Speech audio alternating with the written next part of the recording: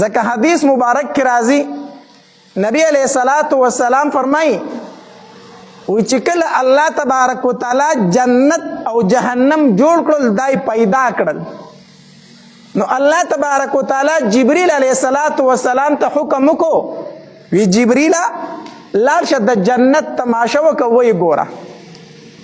نو جبرئیل علیہ الصلوۃ والسلام جنت ته لاړو نو جنت وکتو او دا هغه نعمتونه او دا هغه خوشحالي ولیدلې نو چې واپس راغی الله تبارک وتعالی تینا تپوس کو جبرئیل جنت څنګه وو نو جبرئیل علیہ الصلوۃ والسلام فرمایل وی الله تدې جنت متعلق چې چاته خبر ورسېدو نو هغه به خامخا د جنت لپاره تیاری کړي ته ځان را رسي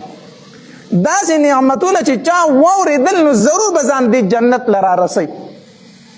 ځکه حدیث مبارک کې راځي نبی علیہ الصلوۃ والسلام فرمای حدیث قدسی دی الله تبارک وتعالی فرمای وای د مؤمن د پاره چې ما په جنت کې کوم نعمتونه تیار کړی دي تر اوسه پورې سترګو لیدلی نه دي وګونو اوریدلی نه دي او د یو انسان په تصور کې داغه خیال هم نشي راتلی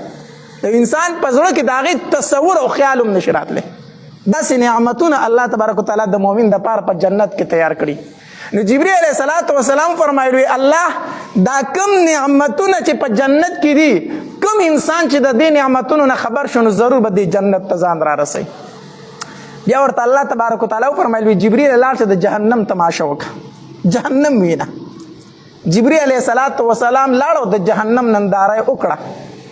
او د جهنم هغه ووري ولیدو د جهنم هغه بړکای ولیدله د جهنم هغه غصه ولیدله دغه عذابونه ولیدل چې واپس راغی الله د دې جهنم متعلق چې د چا وګونو تم د دې خبر ورسېدو چرته به د جهنم ته غرانش چرته به د جهنم ته رانش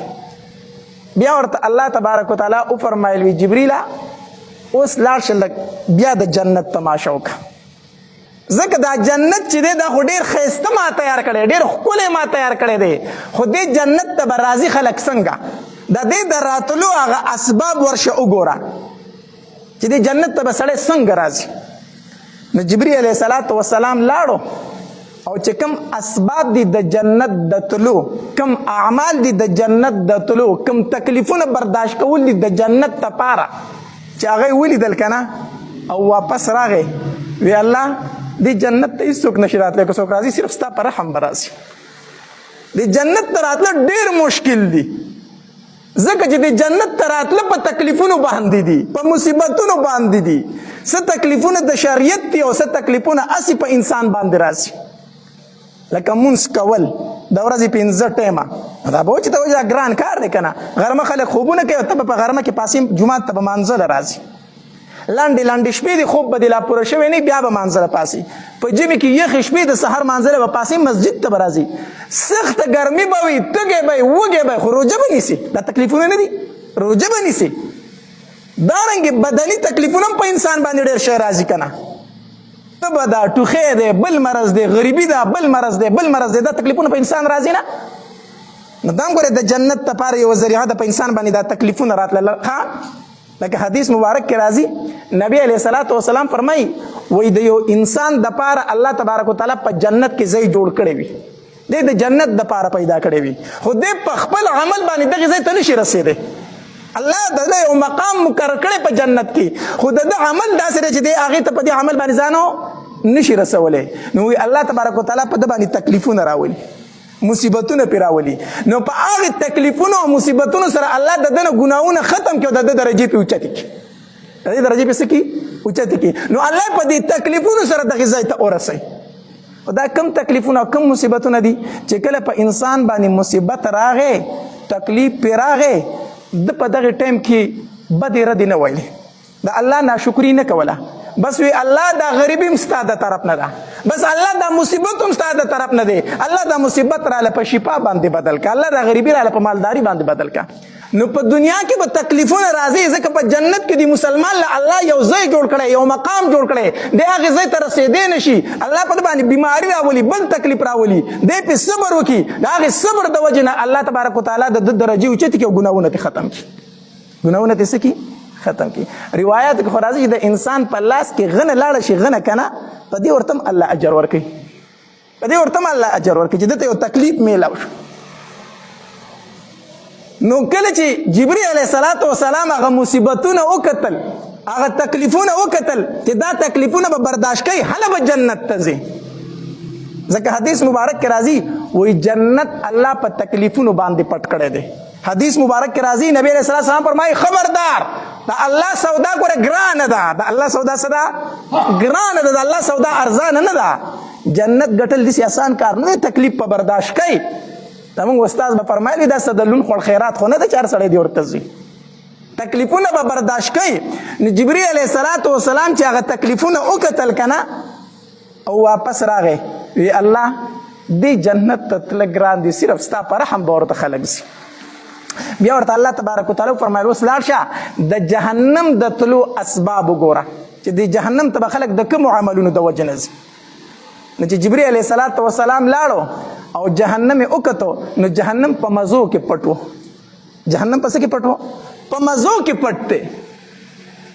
ځکه چې عیاشۍ دي، خوشحالۍ دي، بدکارۍ دي، غلا ده، زنا ده، بل عمل دی بل عمل دی، ټولې خوشحالۍ. ګناه خو د هر انسان زړه غواړي که نه، د هر انسان زړه ګناه غواړي، خو ځان به د ګناه نه بچ کوي. نو چې ستا زړه سمني او هغه کوي خپله مرضي کوي او ځان خوشحالۍ په دنیا کې، نو چېرته به ځې؟ جهنم ته به ځې که نه. نو جهنم توش په خوشحالو کې پټ شوی و. نو چې جبرئیل علیه السلام واپس راغی وی الله دې جهنم نه ځان ساتل ډېر ګران دي، دې نه ځان ساتل ډېر زیات ګران دي، ورنه اکثر خلک هم دې جهنم ته راځي، دې جهنم ته به داخلېږي. الله ته دې وجې نه په دین اسلام کې به تکلیفونه برداشت کوي. دا تکلیفونه ستا د اوچتوالي دپاره دي، ستا د ګناهونو د ختمولو دپاره دي. حدیث مبارک کې راځي نبی علیہ السلام فرمایي وایي د ټولو نه زیات تکلیفونه الله تبارک وتعالی په دنیا کې پیغمبرانو ته ورکړي دي، پیغمبرانو ته ورکړي. او بیا چې پیغمبر ته څوک څومره زیات نږدې وي دومره به په تکلیفونه زیات راځي. څومره چې پیغمبر ته څوک نږدې دی دومره به په هغه باندې څه وي؟ تکلیف زیات وي. الله نو تکلیفونه به راځي، مصیبتونه به راځي. بعضې خلک داسې که نه مونږ ته ټلیفون وکړي وایي مولي صاحب چې مونځ او داس مې نه کوه ښه بېکاره ګرځېدم نو هر کار مې سم و، اوس مې وظیفې شروع کړی، مونځ او داس مې شروع کړی، یو کار مې سمې نه خوري. داسې وایي پکې اکثر خلک که نه وظیفې هم کوم مونځونه هم کوم او نور فاسقان فاجران دي د هغې کار په بره روان دی او زما په ښکته را روان دی. نو زه ورته وایم الله تبارک وتعالی درنه په دې مصیبتونو باندې کوم ګناهونه چې دي کړي هغه درنه ختموي که نه، هغه درنه ختموي. ستا دپاره الله په جنت کې ټکانه مقرر کړې ده، ځکه خو ته دیندارۍ ته راواړولې. اوس په دې دیندارۍ کې به مصیبتونه راځي چې کوم ګناهونه شوي چې د هغې کفاره درله په دنیا کې درکړې شي او الله تبارک وتعالی به ستا درجې اوچتې کړي، دغې مقام ته دې ورسوي. نو ان مع العسر یسرا، ان مع العسر یسرا. د دین اسلام دپاره چې چا سختي برداشت کړې ده که نه نو د هرې سختۍ سره بیا څه دي؟ خوشحالۍ دي. د هرې سختۍ نه وروسته بیا خوشحالۍ دي. خو د دین اسلام دپاره دا نه چې د دنیا دپاره ته تکلیفونه برداشت کړه بیا و چې وروسته به خوشحالۍ راځي. د دین اسلام دپاره د شریعت دپاره چې چا تکلیف برداشت کړی الله تبارک وتعالی به بیا ښې ورځې راوستې دي.